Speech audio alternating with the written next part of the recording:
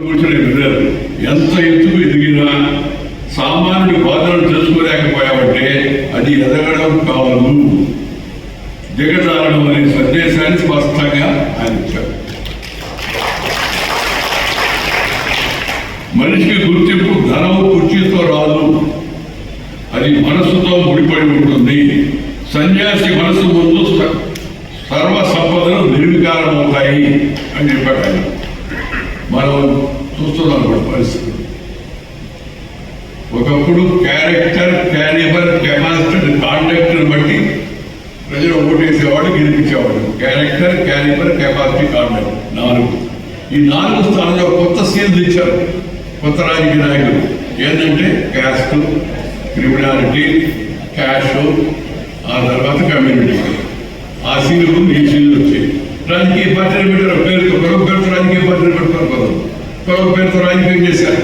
ఇక్కడ కూడా మనం చూసుకుంటాం. వాడు ఏం చేయడం అలాగే కులాన్ని వెనకేసుకుంటాడు. ఆ కొరవడిగా ఉండదు ఈ కొరవ అని. ఆ మాట వినగానే ఈ మనసంతా వ్యాకలం అయిపోతాం, నిరుత్సాహపడిపోతాం. ఈ పరిస్థితి కూడా రాజకీయ నాయకులు తీసుకొస్తున్నారు. కులము కన్నా గుణము మిన్నా, ధనము కన్నా గుణము మిన్నా అనే విషయాన్ని మనం గమనించాలి. ప్రజా జీవితాలు పనిచేసేవాడు ఎవరైనా జీవితంలో పైకి రాసుకునేవాడు. కులము కన్నా గుణము మిన్నా. కులము అందరినీ కనిపించదు. పేరు కాదు, నేను కులాన్ని తీసేయండి, కుల వ్యవస్థ రద్దు చేయండి అని చెప్తే రద్దు అయ్యేది కాదు. కానీ కులతత్వం ఉండకూడదు, మతతత్వం ఉండకూడదు. మతము గొప్ప, అది నా వ్యక్తిగతము. కానీ దాన్ని అవతల మతం వాడని నేను వ్యతిరేకించను అదే అదే గొప్ప హృదయం. నీ మతం యొక్క గొప్పతనం అదే. హిందూ ధర్మం, హిందూ మతము, హిందూ ధర్మం, హిందూ సంస్కృతి అంటే ప్రపంచం అంతా గౌరవించడానికి కారణం హిందూ ఎవరిని ద్వేషించాడు. ద్వేషించేవాడు హిందువు కాదు, ద్వేషించేవాడు హిందువు కాదు అనేది ప్రబలమైన హిందూ ధర్మంలో ఆది కాలం నుంచి, వేద కాలం నుంచి, పుణ్యకాలం నుంచి, పురాణ కాలం నుంచి మన పూర్వీకులు అనుభవించిన రకరైతే వేళ నుంచి మనకు అందించినట్టు వారసత్వం అవుతుందో అది ఆ ధార్మిక తత్వం హిందుత్వం. అది మొత్తం చెప్పాడు. అందరూ ఆశ్చర్యపోయారు. పెద్దలు మాట్లాడుతున్నాడు. Hindu is not narrow religious concept. Hindu is a cultural broader concept. Hindu మతం అయితే హిందూ పేపర్ ఎందుకుంది? అది హిందూ మతం వాకేనా? హిందూ అభిప్రాయాలు మీ అందరూ తెలుస్తారు. హిందూ పేపర్ వాడు హిందుస్థాన్ టైమ్స్ పేపర్ ఉంది, Hindustan aeronautic limited HIL company ఉంది, హిందుస్థాన్ షిప్ యార్డ్ ఉంది, హిందుస్థాన్ కేబుల్స్ ఉంది, హిందుస్థాన్ మెషిన్ టూల్స్ వాచ్ ఉంది. ఇవన్నీ కూడా ఎందుకంటే హిందుస్థాన్ ఇది మనం పెట్టిన పేరు కాదు, బీజేపీ వాడు పెట్టిన పేరు కాదు, ఆర్ఎస్ వాడు పెట్టిన పేరు కాదు. ఇది హిందుస్థాన్, అది పాకిస్తాన్. నువ్వు పాకిస్తాన్కి వెళ్ళావనుకో, హిందుస్థాన్ से आ रहे क्या? नहीं मैं हिंदुस्तान से नहीं आ रहा हूँ, कब्रिस्तान से आ रहा हूँ చెప్తాను. చెప్పగలదు మామూలు. అందుకని హిందూ అంటే భయపడాల్సిన అవసరం, సిగ్గుపడాల్సిన అవసరం లేదు. మనము ఆ ధర్మాన్ని పాటిస్తున్నామా లేదని చూసుకోవాల్సిన అవసరంతో ఉంది. ఈ అటల్ గారి, వాజ్పేయి గారి కవిత్వాలు అనేక ఇలాంటి సందేశాలు ఇస్తాయి. ఇలాంటి సందేశాలు చెప్పడం కోసం ఆయనకే సొంతం. ఏది తనకి ఎక్కించుకోకూడదన్నా ఈ స్ఫూర్తి భారతీయ తత్వం సారం అర్థమయ్యే 4 మాటలు ఆవిష్కరించిన వారిలో కవితా హృదయం మహోన్నతం. చిన్న మాటలు చెప్పేవాడు. ఒరిగిపోతాం కానీ తలవచ్చు. ఎమర్జెన్సీ సమయంలో రాసిన కవిత భారతీయ శౌర్య పరాక్రమాలను ప్రదర్శన. నేను మళ్ళీ జన్మిస్తాను, మృత్యువుతో భయంకరమైన కవిత భక్తులు వారి భవిష్యత్ దర్శనానికి మన కళ్ళకు కడతాయి. నేను వాజ్పేయి గారి కవిత గురించి ఈరోజు మాట్లాడడానికి కారణం ఈ పుస్తకం ఆయన గురించి రాసిన, ఆయన అందించిన అక్షర నివాళి. రాజకీయమే తప్ప రాజనీతిపరమైన కాలంలో రాజనీతిజ్ఞంతో దేశాన్ని ముందుకు నడిపించే పాలన అందించడం అరుదైన గొప్ప లక్షణం. అలా రిపీట్ చేస్తాను. రాజకీయమే తప్ప రాజనీతి కరువైన కాలంలో రాజనీతిజ్ఞత దేశాన్ని ముందుకు నడిపించే పాలన అందించడం అరుదైన గొప్ప లక్షణం. అసలు లేకుండా అవుతుందని నేను చెప్పాను. ఆ గొప్ప లక్షణం అరుదైపోతాం. దీన్ని మనం గుర్తించి దాని వెలుగుగా ఎక్కువ మందిలో విస్తరింపజేసే విధంగా చూడాల్సిన కర్తవ్యం అందరికీ ఉంది. సంకుచిత మనసులో ఎవరో ఉన్నతులు మారారు. నేరో పడి అవిటి మనసుతో ఎవరు స్థిరంగా నిల్చోలేరు. అవిటి తనంతో కాదు, అవిటి స్థలంతో నిలబడతారు. అవిటి మనసుతో, ఓటమి మనసుతో యుద్ధాన్ని గెలవలేము. నేను గెలవము, మనం ఎప్పుడు గెలవలేము, మనకి ఏం పని కాదు, మనకి ఎందుకు వచ్చింది అని కాదు. లేదా పొలమన్నా లేకపోయినా సరే, ఏమన్నా లేకపోయినా ట్రంపులాగా కాదు. మనము వీరోత్తాత్మక భారతీయులుగా మనము ఆ రోజు శ్రీకృష్ణ పరమాత్మ మార్గదర్శకుడు అర్జునుడు ఎలాగైతే పోరాడాడు, అలాంటి పోరాడే మనస్తత్వాన్ని మనందరం మన వ్యక్తిగత జీవితంలో కూడా అలవాటు చేసుకోవడానికి అవసరం అవుతుందని అందరికీ మనం చేస్తున్నాం. ఇది వాజ్పేయి గారి సందేశమే కాదు, సంకల్పం కూడా. రాజకీయాల్లో ఇదే స్ఫూర్తిని ఆచరణలో చూపించాడు ఆయన. పార్లమెంట్లో ఒకసారి పోటీలు జరిగింది. పోటీకి ఎప్పుడు ముందు నేను, ప్రమోద్ మహాజన్, సుష్మా స్వరాజ్, అరుణ్ జైట్లీ అంతా కూర్చొని తగ్గేసుకుంటే ఒక 3 నోట్లు తగ్గేట్టుగా ఉన్నాయి. సరే వాజ్పేయి గారి వెళ్ళాము. పార్టీలో సెకండ్ ర్యాంకులో ఉన్నాం కదా అందరూ కూడా. వెళ్ళి చెప్పాం, అలాగే కాదు సార్, మాకు ఒకటి కదా, మీరు ఒక మేనేజ్ చేద్దాం, మాట్లాడతాం. ఆయన మేనేజ్మెంట్ వద్దనే ఉంటుంది. ఎటువంటి పరిస్థితుల్లో ఎలాంటి ఇతర పనులకు దిగవద్దు, అంటే వ్యాపారాలు అవ్వద్దు, లేదా అవసరం లేదు హాస్పిటల్కు ఏదో ఆపదలు ఇస్తారు, ఇబ్బంది వాళ్ళు చెప్పొద్దు. ఒక్క ఓటుతో ప్రధానమంత్రి దిగిపోయాడు. ప్రధానమంత్రి అనుకుంటే ఒక ఓటు లెక్క మనం చూస్తున్నాం. మెజార్టీ అయిపోయింది. మున్సిపాలిటీ అన్ని చదువుగా మారిపోయి మన దక్షిణ రిజల్ట్ గారి పేపర్లో చూస్తూ ఉన్నాడు. అది కాగా రిట్ అయిపోయింది. ఈయన ఆయనతో చేరాడు, ఆయన ఈయనతో చేరాడు, వాడు అయిపోయారు. కానీ భారతదేశం అంటే ప్రపంచంలో విశాలమైన the largest democracy in the world in India. అలాంటి దేశానికి ప్రధానమంత్రి అయిన వ్యక్తి ఒక్క ఓటు తేడా వస్తే, నేను ఆయన ఉపన్యాసం అయిన తర్వాత ఆయన చెప్పాడు, నేరుగా వెళుతున్నాను రాష్ట్రపతి భవనానికి, నా రాజీనామా సమర్పిస్తాను, నమస్తే, సెలవు అన్నాడు. తిరిగి మళ్ళా ప్రజల హృదయాలను గెలుచుకొని పార్టీని మెజార్టీలో తీసుకొచ్చి ప్రధానమంత్రి అయ్యాడు.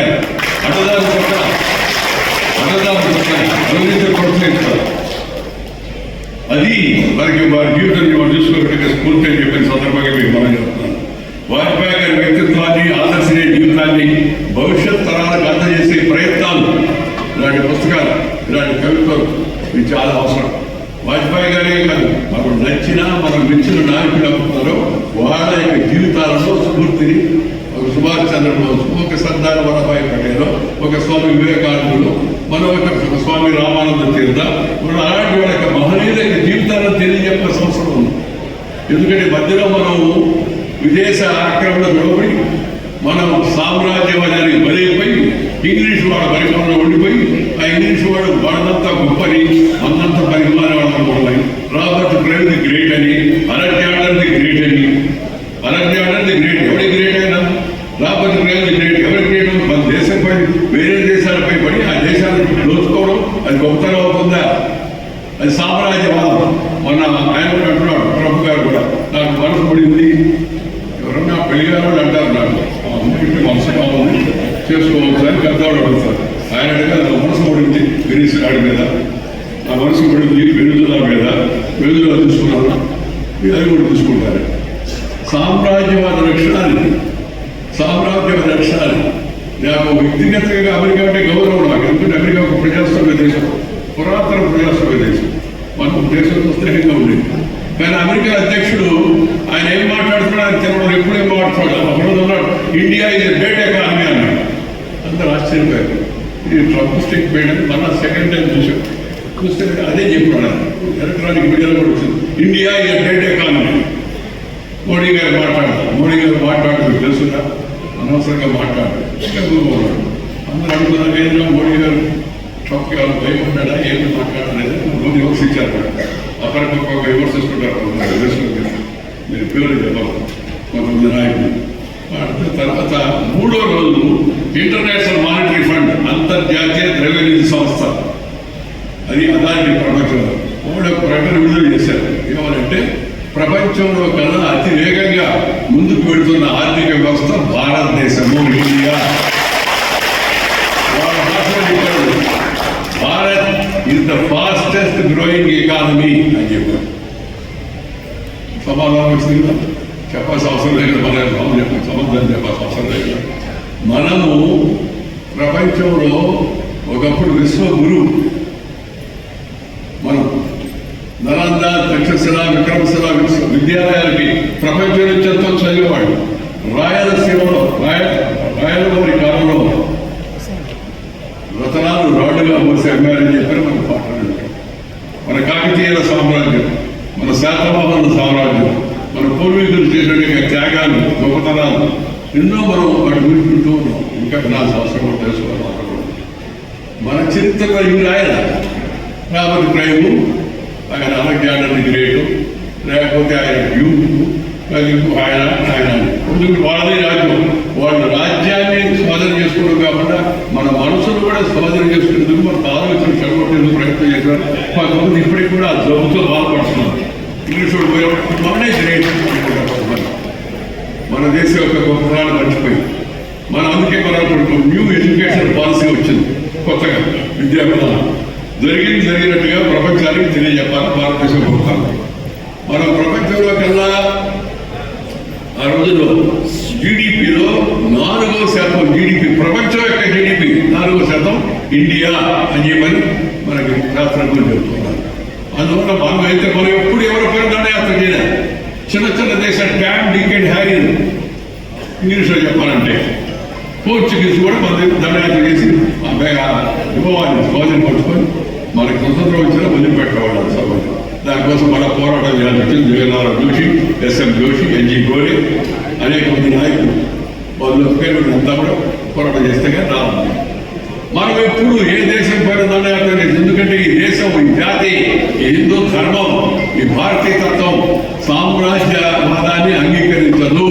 అందరూ సమానులే, మనందరూ సమానులే అనేది భావం కలిగిన దేశం ఉంది. అందుకని ప్రజలు కూడా విశాల భావంతో ఉండాలి, కలిసిమెలిసి ఉండాలి. अलग भाषा अलग वेश फिर भी अपना एक देश विविधता में एकता भारत का विशेषता మనం ఒకరు నలుగుంటారు, ఒకరు వెలుగుంటారు, ఒకరు పొడవుంటారు, ఒకరు కొట్టుకుంటారు, ఒకరు తెల్లగుంటారు, దానం ఉంటారు. కొందరికి ఉన్నప్పటికీ కూడా మనందరం ఎందుకు సోదరులు, మన తెలుగు వాళ్ళం, ఇక్కడ మన భారతీయులు. అందుకే నేను పోయి ప్రతిసారి చెప్తూ ఉంటాను, దయచేసి ఇంట్లో తెలుగులో మాట్లాడండి. అమ్మలు అయ్యలు దయచేసి ముందు వీరు తెలుగులో మాట్లాడండి. ఎందుకంటే సగం పిల్లలు చెడగొట్టే అమ్మా నాన్న చెప్తున్నారు. నాన్న మమ్మీ అని డాడీ అని ఎందుకు ఈ మమ్మీ డాడీ బీడీ డాడీ కేడీ అమ్మా అంటే అంతరాలు అమ్మా అమ్మా అక్కడ దాకా కొట్లాడి మర్యాద కోసం మమ్మీ అంటే బూతులో మనము మన భారతీయ భాషలో అమ్మ భాషలో మారాలా. కన్న తల్లిని, జన్మభూమిని, మాతృదేశాన్ని, మాతృభాషను పాఠం చెప్పిన గురువును మర్చిపోయినవాడు మానవుడు కాదు అనే విషయంలో మనందరం విశ్వసంగా మనం ఆచరించాలి. ఇంటిలో, వీధిలో, గుడిలో, బడిలో అమ్మ ఒడిలో చూసిన భాష ఉందో అమ్మ భాషను మాట్లాడాలా, అమ్మ భాష మాట్లాడేది గర్వించాలి. కానీ ఇతర భాషలు అనవసరంగా మనం వ్యతిరేకించకూడదు, ద్వేషించకూడదు. ఈ దేశం చాలా పెద్దది, అనేక భాషలు ఉన్నాయి. తెలుగు, తమిళ, కన్నడ, మలయాళం, మరాఠీ, అస్సామీ, పంజాబీ, భోజ్పురి ఇవన్నీ ఉన్నాయి. వాటన్నిటి కూడా అన్ని గొప్ప, దేనిదానికే గొప్ప. మన భాష, ఆ తర్వాత పరాయ భాష. ఫస్ట్ మదర్ టంగ్, తర్వాత mother tongue, later any other tongue నీకు ఇష్టం వాడు. దాంతోపాటు కొంతమంది హిందీని వ్యతిరేకిస్తుంటారు రాజకీయ అవసరాల కోసం. హిందీని వ్యతిరేకించడం తప్పు. ఎందుకంటే మన దేశంలో పై స్థాయికి వెళ్ళాలంటే నీకు హిందీ రాకపోతే నువ్వు జనాలతో ఏం మాట్లాడతావు? ఉత్తరప్రదేశ్కి వెళ్ళి, రాజస్థాన్కి వెళ్ళి, మధ్యప్రదేశ్కి వెళ్ళి, ఛత్తీస్గఢ్కి వెళ్ళి, జార్ఖండ్కి వెళ్ళి, ఒరిస్సాకి వెళ్ళి అక్కడికి పోయి అంటే ఇదేమంటున్నాడో అర్థం కాదు. మనం మాట్లాడగలిగిన నేను నా సొంత అనుభవం ఉంది. నేను మామూలుగా ఇక్కడ పుట్టి పెద్దగా నేర్చుకోకుండా తర్వాత తిరిగి అఖిల భారత ప్రధాన కార్యదర్శి, పార్టీ అధ్యక్షుడయ్యాను. దేశమంతా తిరిగి మాట్లాడాను. ఒక దక్షిణాది వాడు వచ్చి హిందీలో మాట్లాడుతున్నాడని చెప్పి జనం నేను అది తప్పులు మాట్లాడినా ఎవరికోకుండా సంతోషంగా చెప్పడం పట్టుకోవాలి. దేశంలో మనం అందుకని దేశ భాషను నేర్చుకోవాలి. బట్ ఫస్ట్ మదర్ టంగ్, తర్వాత brother tongue, later inter tongue. అయితే ఇంగ్లీష్ నేర్చుకోకుండా ఎవరు చెప్పారు? నేర్చుకోవాలి ఇంగ్లీష్ కూడా. మన ఎవరో ఒకటి అడిగారు, సార్ మీరు చెప్పింది బాగా ఉంది, కానీ పైకి పోవాలంటే ఇంగ్లీష్ చదువుకోవాల్సిన్నారు. ఎవరు చెప్పారు? నీకు చెప్తారు కదా సార్ అందరూ అన్నాడు. నేను అన్నాను, నేను నిన్నే నువ్వు ఇలాంటి వాడు అడుగుతున్నారని నిన్ననే దేవుడికి ఐఎస్డి చేశాను. ఐఎస్బీ చేసి దేవుడు అడిగాను, ఏమైనా ఇదేం రావాలంటే ఇంగ్లీష్గా ఉండాలా అంటే దేవుడు చెప్పాడు అదేం లేదు, ఎక్స్పైరీ డేట్ అయిపోతే ఎవరైనా నేరుగా చూసుకోవచ్చు. ఆ కరోనా మీరు నవ్వుతూ చెప్పుకున్నారు నోట్స్ కోసం. నేను అన్నగా సార్ పైకి నాకు అర్థమైంది, ఎవరు చెప్పారు. తర్వాత చెప్పారు పైకి అంటే ఏంటి, రాష్ట్రపతి మాతృభాష ఉంటుంది. ఇంతకుముందు రాష్ట్రపతి రామ్నాథ్ కోవింద్ గారు మాతృభాష అనుకున్నారు. ఈ దేశానికి ఉపరాష్ట్రపతి అయిన రైతు బిడ్డగా ఉన్న నేను పల్లెటూరులో వీధి బడులు చదువుకున్నాను. అక్కడ దాకా ఎన్ని మామూలుగా పార్లమెంట్ అంతర్జాతీయ 65 దేశాలు వెళ్ళాను. మాట్లాడాను కదా, ఎప్పుడెక్కడ మనం ఎవరు చదువుకోవట్లేదు. నేర్చుకోవద్దు ఎవరు నేర్చుకో. ముందు మన భాషను అందరూ మన ఇంటిని గౌరవించు, ఆ తర్వాత ఇతర భాషలను గౌరవించు, నేర్చుకో. ఎన్ని భాషలు నేర్చుకుంటే అంత మంచిది. ఇంగ్లీష్ కూడా నేర్చుకో, కానీ వచ్చి రాని ఇంగ్లీష్లో మాడదాం. మనం చాలా చూసుకుంటాం, రాజు సగం ఏదో రాసుకొస్తాడు, సరిగ్గా చదవలేడు, గొడవడతాడు. ఎందుకు బాధపడాలి? మన ప్రధానమంత్రి ఐక్యరాజ్య సమితికి వెళ్ళి హిందీలో మాట్లాడాడు. మన పుతిన్ గారు భారతదేశానికి వస్తే ఆయన రష్యాలో మాట్లాడాడు. ట్రాన్స్లేషన్ ఉంది, మోడీ గారు ట్రాన్స్లేషన్. అలాగే ఇప్పుడు ట్రాన్స్లేషన్ వ్యవస్థ వచ్చింది, కొత్తగా వస్తుంది. నువ్వు ఇక్కడ మాడితే అక్కడ మాట్లాడుతూ ఉంటుంది. వెంకయ్యనాయుడు ఖమ్మంలో మాట్లాడుతున్నాడంటే మధురలో మాట్లాడితే కనపడదు. ఇవాళ తిరిగి ఉంది, ప్రమాదం కూడా ఉంది, జాగ్రత్తగా ఉండాలి. ఎందుకంటే నీలాగే ఇంకో మనిషి ఇంటికి పోవచ్చు. నేను వివరంగా చెప్పాలి. నేను ఉన్నట్టుగా చూపించవచ్చు, వయసును మార్చవచ్చు, పర్సనాలిటీని పెంచవచ్చు లేదా తగ్గించవచ్చు. కాబట్టి అది ఆర్టిఫిషియల్. కావలసిన మేధస్సు కృత్రిమ మేధస్సు కాదు, కావలసిన ఇంటెలిజెన్స్, నాట్ ఆర్టిఫిషియల్ ఇంటెలిజెన్స్. అయితే టెక్నాలజీ వ్యతిరేకం చెప్పడం లేదు, జాగ్రత్త పడడం. ముందుగానే దాన్ని మెలకువలు నేర్చుకోండి. ప్రధానమంత్రి గారు మనం చెప్పారు, దానికి మానవ్ అని పెట్టి 4 మాటలు చెప్పి ఆయన దాన్ని వివరించి చెప్పండి. జాగ్రత్తగా ఉంటాం, జాగ్రత్తగా ఉంటాను. సోషల్ మీడియా కూడా వచ్చినప్పుడు కాదు సంగతి ఇంకేమో మన ఇష్టం అయిపోయింది. ఇప్పుడు సోషల్ మీడియా కాస్త యాంటీ సోషల్ మీడియా తయారైంది. యూట్యూబ్లో వచ్చే వార్తలు చూస్తే హెడ్డింగ్ చూస్తే చాలా పెద్దగా ఉంది, లోపల చూస్తే అసలే ఉండదు. నేను అందరూ చూస్తూ ఉన్నాను. యూట్యూబ్లో ఓపెన్ చేస్తే రేవంత్ రెడ్డికి రాడ్ చూపిన వెంకయ్య గారు. ఏం భాష ఎవరు మాట్లాడాడు, ఎవరు పెట్టింది, నేను మాట్లాడాను. చూస్తున్నాం లేదు హెడ్డింగ్ అది. చంద్రబాబు నాయుడు చీచి చండాడిన వెంకయ్య నాయుడు అంటే లోపల చూస్తాయి గవర్నమెంట్ చూసి అయిపోయింది. పని వాడికి వచ్చేసి సబ్స్క్రిప్షన్ చేరిపోయింది కదా. అట్లా హెడ్డింగ్ రకరకాల హెడ్డింగ్లు పెట్టుకుంటారు. సినిమా వాడు ఉంటే చెప్పండి. అలాగే మామూలుగా సమాజంలో కూడా చెడు ప్రచారం, తప్పుడు ప్రచారం, మత విద్వేషం, కుల విద్వేషం, ప్రాంత విద్వేషం రెచ్చగొట్టడానికి సోషల్ మీడియా సాధారణంగా తయారైంది. అందుకని యాంటీ సోషల్ మీడియాగా తయారవుతుంది. జాగ్రత్తగా మనం మస్ట్ ఆఫ్ ప్రొటెక్షన్ ఏ కూడా అంతే. దాని గురించి కూడా జాగ్రత్తలు ఇప్పటి నుంచే మన దేశము, మన పెద్దలు, మన శాస్త్రజ్ఞులు, మన శాస్త్రవేత్తలు అందరూ కూడా దాని నుంచి రక్షణ కవచం ఎలా కావాలి అని చెప్పిన విషయాల గురించి దేశం ఆలోచించుకోవాలని అవసరం. ముఖ్యంగా మిత్రులు, నేను ప్రధానంగా ఇవాళ చెప్పదలుచుకున్న విషయం ఏంటంటే శ్రీ అటల్ బిహారీ వాజ్పేయి గారు మహానుభావుడు. వారి జీవిత చరిత్రను మన పిల్లలను చెప్పాలని ఇంట్లో అందరికీ తర్వాత అన్ని విషయాలు అందరూ చేసుకుంటేట మన పిల్లలకి చెప్పాలి. పిల్లలకు చెప్పడం ముందు పిల్లలతో టైం గడపాలి. తల్లిదండ్రులు పిల్లలతో టైం గడపడం, టీవీతో టైం గడుపుతున్నారు. పిల్లలు కూడా ఫోన్లు చిన్నప్పుడే పిల్లలకి ఫోన్ ఇచ్చేస్తారు. ఇంక ఆడుకుంటాడు, వాడు అన్నీ ఆడుకుంటాడు.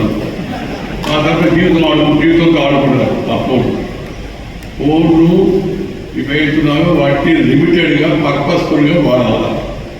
Excessive use of electronic gadgets is very dangerous and harmful. Drugs ఎంత ప్రమాదమో అంత ప్రమాదం.